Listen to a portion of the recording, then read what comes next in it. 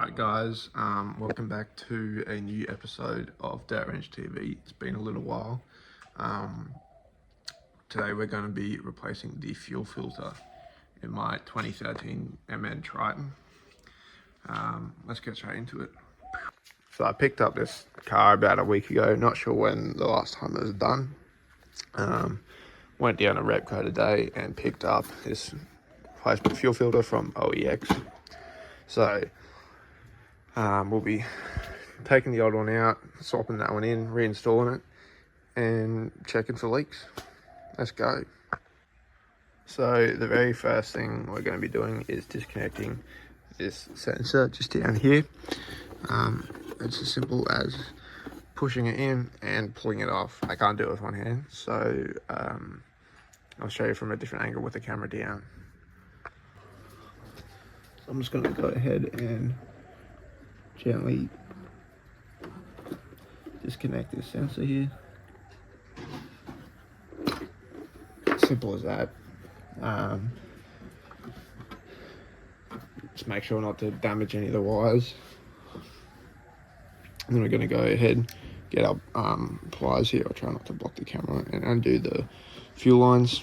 These crimps just here. Might get a bit of fuel everywhere, but well.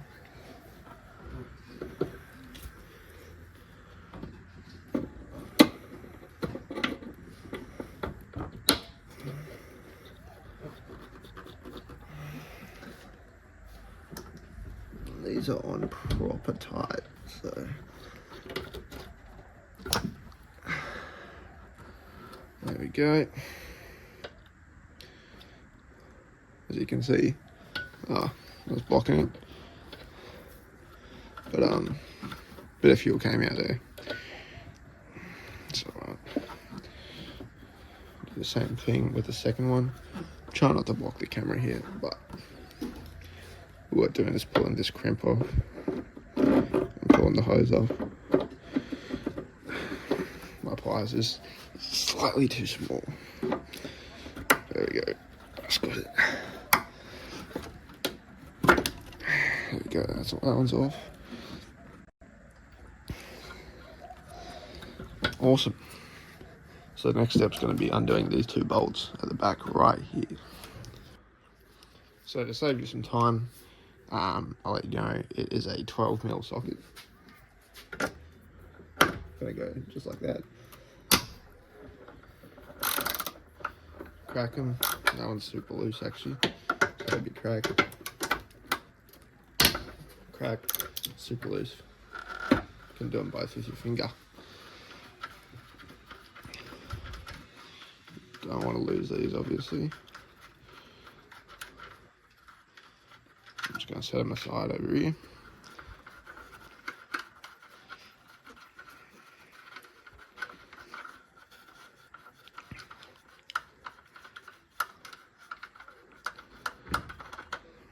Right. So we should now be able to go ahead and pull it straight up, making sure that the switch at the bottom doesn't get caught.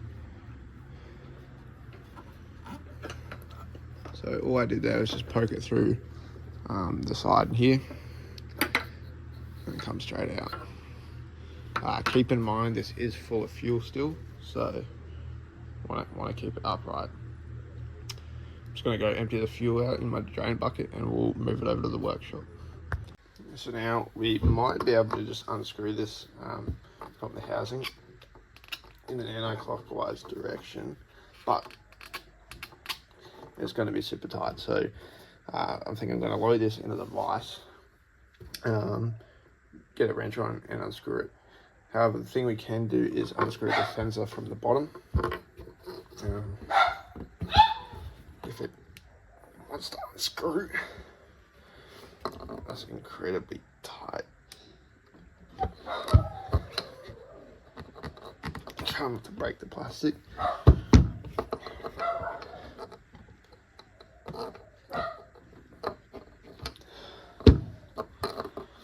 I'll get it in the vise.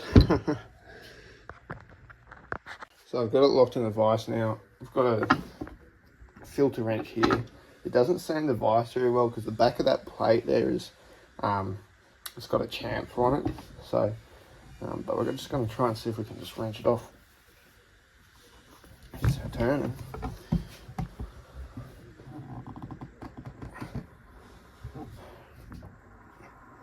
There we go. Can't quite do it with my hands yet, but it's definitely getting there. Here we go.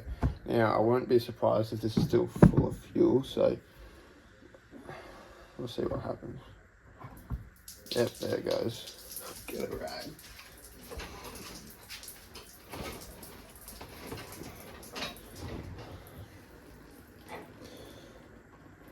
There we go. Not a pretty sight at $2.40 a litre. Anyway, let's let some more out. There we go.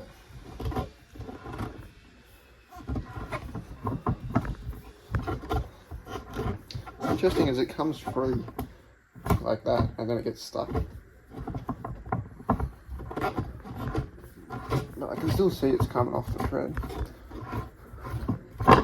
There we go. I don't know if you can hear that, but definitely still full of fuel. So I'm going to go empty this out, and then we'll take the sensor off the bottom. So the only problem left now is just getting the sensor off the bottom. In hindsight, I should have done this before I took the whole filter off with the vise, but it is very tight in there. So what I think I'm going to do is lock this filter in the vise now that we don't need it anymore. Wipe my hands down so they're not covered in fuel and oil, and just try as hard as I can to get that out without breaking the plastic. I don't want to put a wrench or anything on it as it is plastic, but if we can't get it out, we'll try it with the multi-grips. So now we've got the filter locked in the vise. This definitely probably isn't the best way to do this, but I don't have another choice. So the only instruction in the manual is just unscrew in an anti-clockwise direction.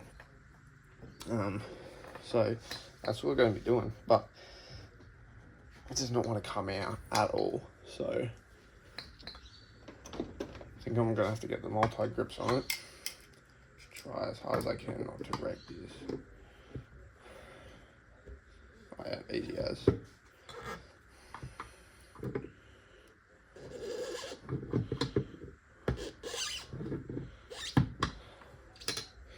And as you can see, it just unscrews.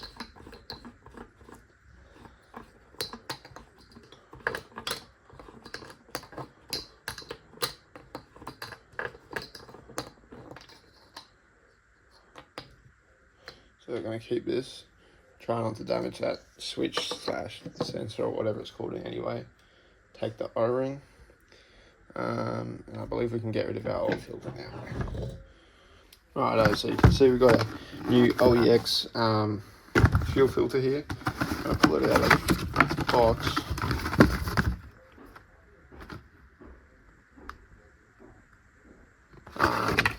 Sorry, there's a weird noise. We can grab this new O-ring, which I just dropped on the floor. Oh no. Alright, so I've retrieved our new O-ring from the floor, no damage, and I've just coated it in diesel oil. I'm going to reinstall it onto our float here, just like that. And then we can reinstall our float into the new filter. Yes, this is the new one. I ended up accidentally, I didn't know, but I got the exact same branded one.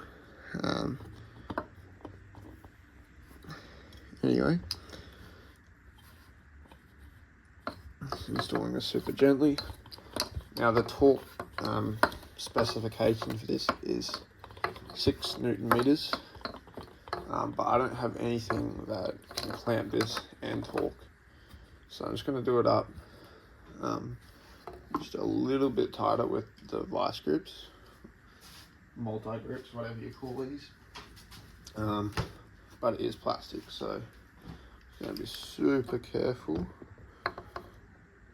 right about it was sitting pretty tight. There, I reckon. You can always tighten it up more if there's leaks. But yeah, good to go. Just make sure that there's no dirt or anything on there. So we're almost ready to put it back onto the housing. First, what I'm going to do is fill it up with diesel. I just realised I'm out, so I had to go down to the 7 and get some more, but I don't know if you guys might not be able to see this, but I'm not sure what the best way to do this is here. Maybe I'll slot it in the box like that. Just put it in there like that, just to hold it so I can pour some diesel in, straight down the middle.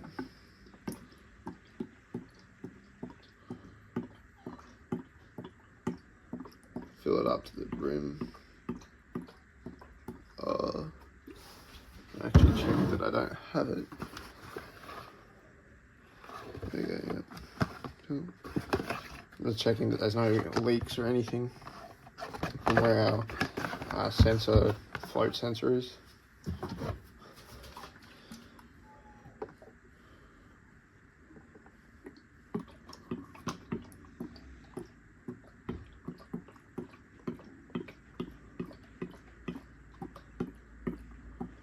It actually takes quite a bit of fuel, probably half a litre or so, I'm guessing.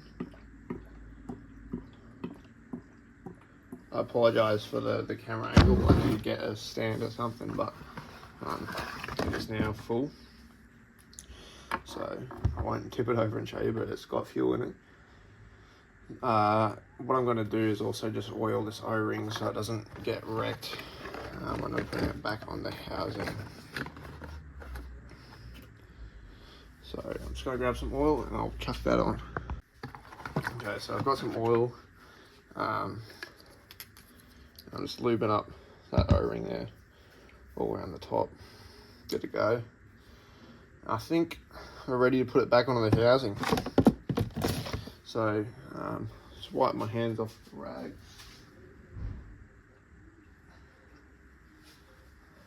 And we got our housing here. So I'll pop this back on top. Super careful. It's clockwise thread, obviously. Right, so right there is where the O-seal touches the housing. So for torque specifications, I'm just going to read the side here because the filter that I've bought has exactly how to do it on here. So it says Triton minimum 3/4 turn after gasket touches mounting pad. So right there, 3/4 of a turn. Check for leaks. So we'll follow that because that's the manufacturer specification. I'm just looking at lining it up straight ahead. Turn, quarter turn, half turn, and we'll go 3/4 right there. Now, I don't think that's going to be tight enough, so I'm going to load it into the vise now that there's no fuel going to come up, and just tighten it a little bit more with the wrench. Alright, so I'll show you what we're doing. I'm just getting a wrench, slotting over that sensor there, and I'm just going to tighten it. It's pretty much where it needs to be, but just tiny little bit, right, so it starts to feel snug. Oh, I've dropped it. Don't do that. Checking in there that I haven't wrecked the sensor or anything by doing that, but should be all good. Apologies for the camera once again. So that's nice and tight now, so I think that should be fine. You'll be able to see if there's any leaks under the car, and we don't want to overdo it. So let's jump over the car and chuck it back in. Right, so it has gotten quite dark since we took it out. I have try to light up this area as best I can. Obviously apologise for the lighting issues if there are any. Right, here we go. So we got a new filter on its housing. I'm just going to lower it straight in, making sure that clip goes in first, and then down through this left side here through that gap.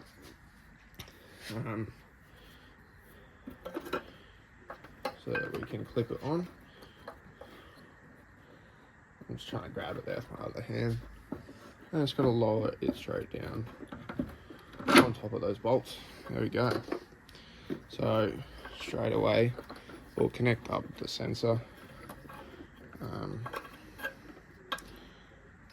Easy as just clipping it on. Click. So we can get out, make sure our fuel pipes are out of the way. That's nice and in there. Get our 2 nuts that we set aside earlier and just chuck them on.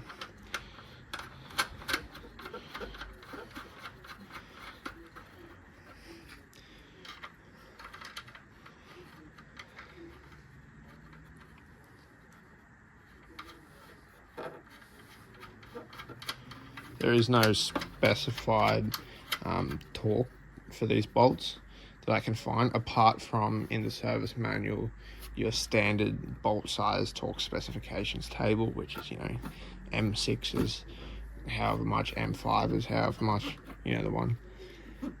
So I'm just going to go ahead and grab our socket.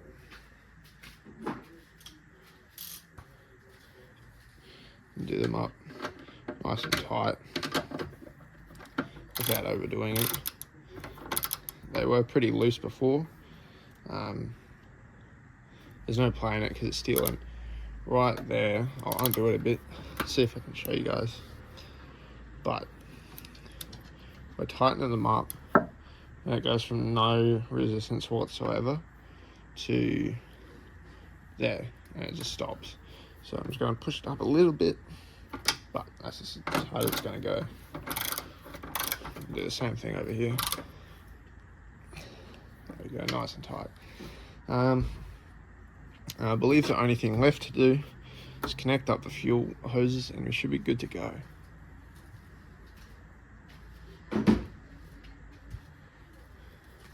What I'm going to do this is, we'll go one at a time. Slot it back on there, grab our pliers, open the crimp, just like that.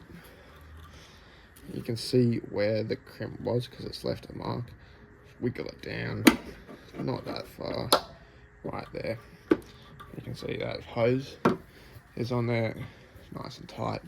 Again, I apologise for blocking the camera, I just have nowhere else to put it. We'll do the same for our big one, our intake.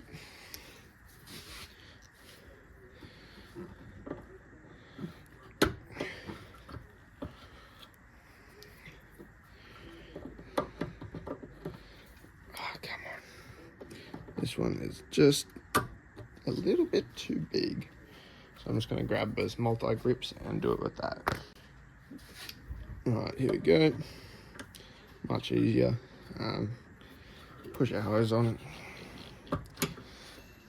So it's going to be a little bit difficult. What is going on here? I think this pipe's just old and doesn't want to bend.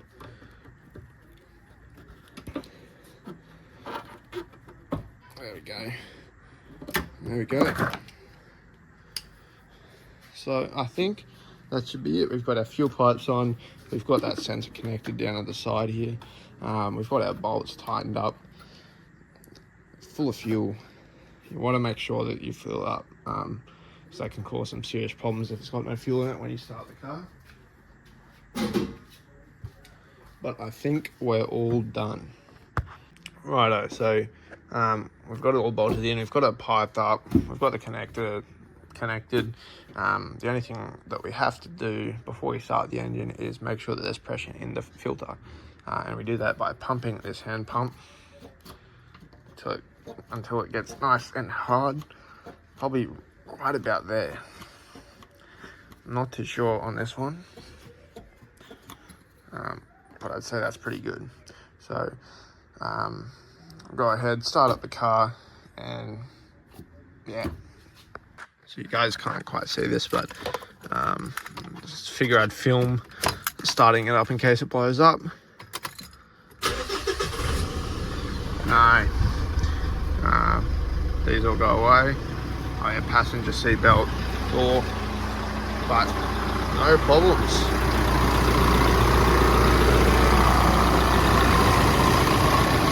So we got no leaks from behind either of the pipes. Can't quite see down in there, but it doesn't look like it's dropping any fuel. Not seeing any drips underneath, so you go ahead and let this sit for a minute, just like this, and she's good to go. So there you go, guys, probably 15-20 minutes. You can get your filter changed, get it all running nice. A really good bit of preventative maintenance that you can do in your car. So as you can see, we got no leaks, no nothing, good to go. So yeah, thank you. I hope this helps some of you out. Maybe you're just watching it because you're interested, but if it did help you out, maybe consider subscribing or leaving a like or something like that. No obligation, of course, and we'll see you in the next video.